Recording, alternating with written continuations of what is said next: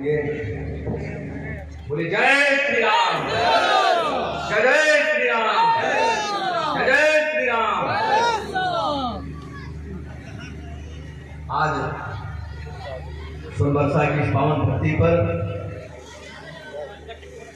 गांव गांव गली गली और हर घर के सुख और दुख में सदैव साथ रहने वाले पूरे डलई के सम्मानीय ब्लॉक प्रमुख दादा दलपाल सिंह जी द्वारा आयोजित और हमारे सम्मानीय ब्लॉक प्रमुख श्री रत्नेश सिंह मिंटू जी द्वारा आयोजित इस सदस्यता अभियान एवं जनसंवाद कार्यक्रम के मुख्य अतिथि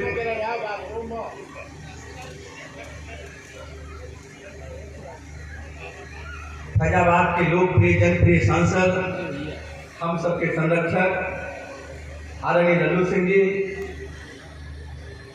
हमारे पूर्व जिलाध्यक्ष सदस्य प्रदेश कार्य समिति आदरणीय संतोष सिंह जी, भारतीय जनता पार्टी के पूर्व ब्लॉक प्रमुख सदस्य प्रदेश कार्य समिति हमारे बड़े भाई आदरणीय विवेकानंद पांडे जी, पूर्व सदस्य विधान परिषद और हम सबके बड़े भाई आदरणीय हरगोविंद सिंह जी, टिकैत नगर के सम्मानीय चेयरमैन आदरणीय जगदीश प्रसाद गुप्ता जी, के यूनियन के पूर्व चेयरमैन आदरणीय कमलाकांत द्विवेदी जी, जिला पंचायत के सदस्य प्रतिनिधि श्री जवाहरलाल वर्मा जी, कार्यक्रम का संचालन कर रहे हमारी पार्टी के मंडल के अध्यक्ष श्री वीरेंद्र पांडे जी, पूर्व अध्यक्ष श्री रामलाल सिंह जी, लक्ष्मीकांत मौर्य जी, भारतीय जनता पार्टी के वरिष्ठ नेता श्री रामचंद्र मोदी जी,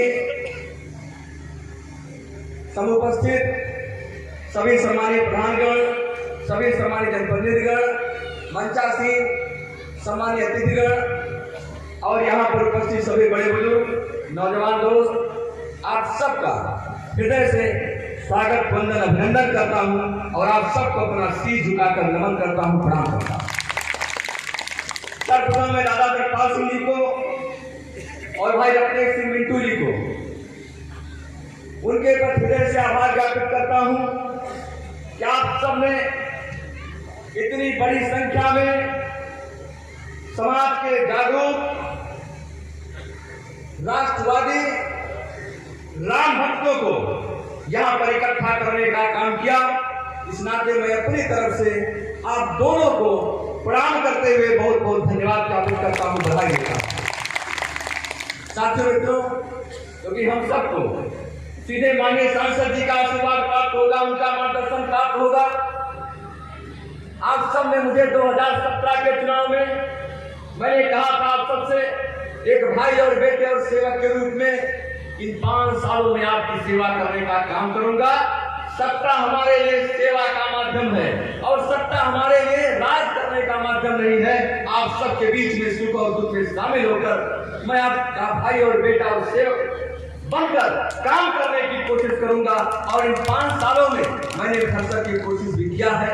अगर उसमें कुछ कमी रह गई हो तो एक परिवार का सदस्य मानकर, अपना अनुज और छोटा भाई मानकर, बेटे के रूप में भी अगर कोई कमी भी रह गई हो तो आप परिवार का सदस्य मानकर मुझे क्षमा भी करिएगा।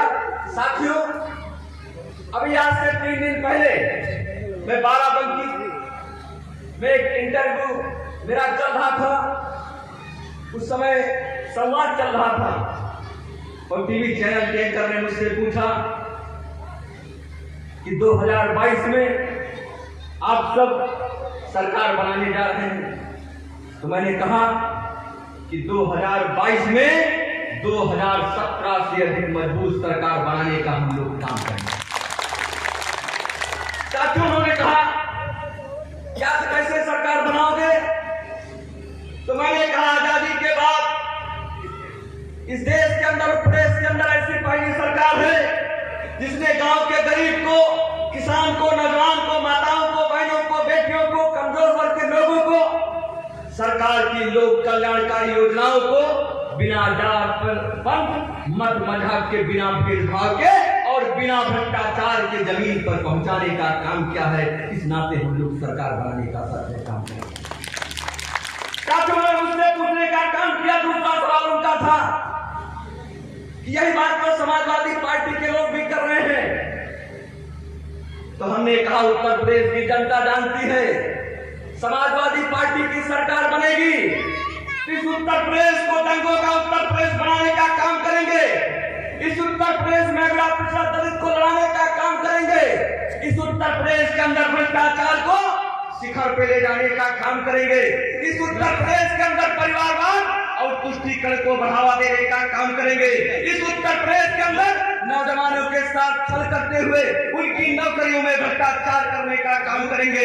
इस उत्तर प्रदेश के अंदर जो ट्रांसफर पोस्टिंग के व्यापार करने का काम करेंगे। इस नाते उत्तर प्रदेश की जनता केवल और केवल भारतीय जनता पार्टी को अपना समर्थन और आशीर्वाद देने का काम करेगी। साथियों, समाजवादी पार्टी के लोग जब 2012 से 17 के बीच में सरकार में हुआ करते थे तो वो कहा करते थे कि 2014 में जो दिल्ली का रास्ता लखनऊ से होकर जाता है हम योगी और मोदी जी को रोकने का काम करेंगे। लेकिन आप सबके आशीर्वाद और समर्थन की बदौलत लोकसभा की 80 सीटों में 73 सीटें भारतीय जनता पार्टी ने को देकर और माननीय सांसद जी को जिताकर लोकसभा में भेजने का काम किया था और मोदी जी को साथियों आप सबने जिताने का काम किया। 2014 के जो चुनावी थे तो 17 में भी यही समाजवादी पार्टी के लोग कह रहे थे कि हम सरकार बनाएंगे, लेकिन जनता का भरोसा उन पर नहीं था और वो एक सिरे से खारिज करके 403 सीटों में 312 सीटें भारतीय जनता पार्टी कमल के फूल को साथियों जिताने का काम किया।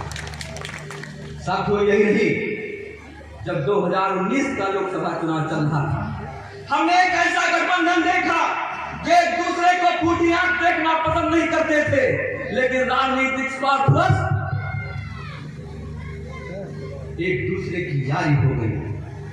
उन्होंने कहा कि हम फिर जो दिल्ली का रास्ता लखनऊ से होकर जाता उसको रोकने का काम करेंगे। लेकिन साथियों, आप सबके आशीर्वाद की बदौलत, आपकी ताकत की बदौलत, आपकी ओट की बदौलत आप जहां जहां गए, अयोध्या में प्रभु श्री राम मंदिर का भव्य निर्माण हो, ऐसी सोच की बदौलत एक बार फिर 80 में 67 सीटें भारतीय जनता पार्टी का कमल का फूल जीतने में कामयाब। हमने कहा कैसे सरकार बनाएंगे, ये बात तो 2014 में भी कह रहे थे, 17 में भी कह रहे थे, 19 में कह रहे थे। आम जनता उन पर भरोसा करने का काम नहीं करती है। किस प्रकार से इसी पूरे गले ब्लॉक के अंदर मैं कई दर्जन लोगों को जानता हूं, समाजवादी पार्टी की सरकार में फर्जी मुकदमे लिखे गए। गोकशी किस प्रकार से एक कुटीर उद्योग का लोगों ने रूप देने का काम किया था। एक आम जनता जो गरीब वर्ग है, जो किसान है, कमजोर वर्ग है, उसके साथ कैसा विश्वासघात और छल करने का काम सत्ता में बैठे लोग कर रहे हैं। आज सत्ता किसी की बकौती नहीं है। वो समय चला गया कि जब सब सत्ता बकौती हुआ करती थी। आज जो लोग जनता का काम करेंगे, जनता के साथ सुख दुख में शरीक होंगे, जनता उनके साथ खड़े होने का साथियों काम करेगा। साथियों, मैं आप सब अपील करना चाहता हूँ, आज माननीय सांसद जी के नेतृत्व में 84 कोसी परिक्रमा मार्ग, क्योंकि हम सब 84 कोसी परिक्रमा मार्ग के अंदर बैठे हैं। माननीय सांसद जी ने जिस प्रकार से रात दिन अथक परिश्रम करके, क्योंकि जब पहली बार ही चुनाव जीते थे, मैं लगातार घंटों आपके साथ बैठने का और सीखने का मौका मिलता था।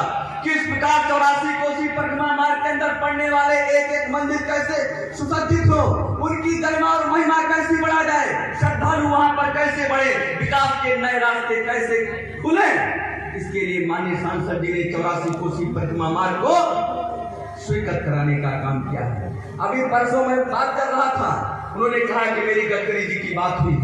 गडकरी जी ने कहा है कि बहुत जल्द पूरे डले विकास खंड में आकर घाघरा सरयू पर हम पुल बनवाने के लिए और 84 कोसी परिक्रमा मार्ग को स्वीकृत करने का साथियों काम करेंगे, शिलान्यास करेंगे। साथियों, आज गांव के गरीब का, किसान का, नौजवान का कल्याण का जो काम हो रहा है वो भारतीय जनता पार्टी के माध्यम से हो रहा है। जिन्होंने किसी के हाथ में बेला भी नहीं रखने का काम किया, आज वो लोगों को गुमराह करने का काम कर रहे हैं। जिन्होंने दूसरे के हक पर डकैती डालने का काम किया, आज वो लोगों को गुमराह करने का काम कर रहे हैं। लेकिन आप सब जिंदा और जागरूक लोग हैं, ऐसे लोगों से हमें सावधान रहने की अपेक्षा है, सावधान रहने की जरूरत है। तो आने वाले समय में जो 2022 में एक बार एक गाना चल रहा, बहुत फेमस गाना, जो राम को लाए हैं हम उनको लाएंगे। इस प्रकार से हम लोग मिलकर इतना एक बार योगी जी को उत्तर प्रदेश में मुख्यमंत्री बनाने का काम करेंगे और विधानसभा में कमल और कमल खिलाने का साथियों काम करेंगे। मैं आज पुनः आप सबको भाई रत्नेश सिंह मिंटू जी का, माननीय सांसद जी का, मंचासीन उपस्थित सभी अतिथियों का हृदय से आभार प्रकट करते हुए और यहाँ पर उपस्थित लगभग 11-12 बजे से बैठे हुए आप सब बड़े बुजुर्गों का, नौजवान दोस्तों का, माताओं का, बहनों का और सबका हृदय से स्वागत वंदन अभिनंदन करते हुए पुनः आप सबको अपना शीश नवाते हुए प्रणाम करते हुए अपनी बात को समाप्त करता हूँ। एक बार घोष करेंगे, इसके बाद क्योंकि माननीय सांसद जी आएंगे, सीधे अयोध्या से आए हैं, एक बार घोष करें, बोले जय श्री राम।